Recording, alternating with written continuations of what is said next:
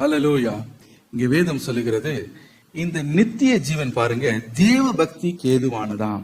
இங்க வேதம் சொல்லுகிறது, சத்தியத்தை அறிகிற அறிவு முதலாவது, இரண்டாவதாக விசுவாசமும். சத்தியத்தை அறிகிற அறிவு என்றால் இயேசுவை அறிகிற அறிவு. விசுவாசம் என்றால் இயேசு மீது வைக்கிற விசுவாசம்.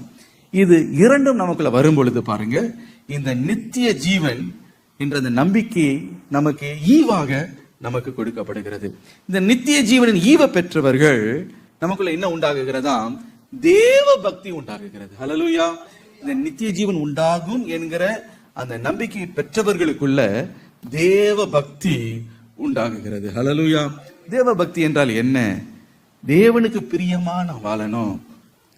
இந்த உலகத்தோடு, இந்த உலகத்தில் இருக்கிற இச்சைகளோடு நான் ஒத்து போவதில்லை.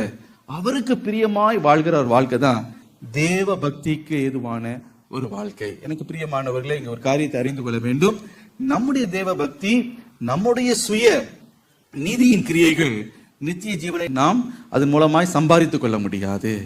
அது இயேசுவை நாம் விசுவாசிக்கும் பொழுது அது நமக்கு அவர் மேல வைக்கிற விசுவாசத்தினாலும் சத்தியத்தை அறிகிற அறிவு, அதாவது இயேசுவை அறிகிற அறிவு பெற்றுக்கொள்ளும் பொழுது அது நமக்கு ஒரு ஈவாக கொடுக்கப்படுகிறது. ஹல்லேலூயா. இந்த ஈவை பெற்ற உடனே இந்த ஈவு என்ன செய்கிறதா? நமக்குள்ள தேவ பக்திக்கு ஏதுவாய் நம்மை நடத்துகிறது. ஹல்லேலூயா.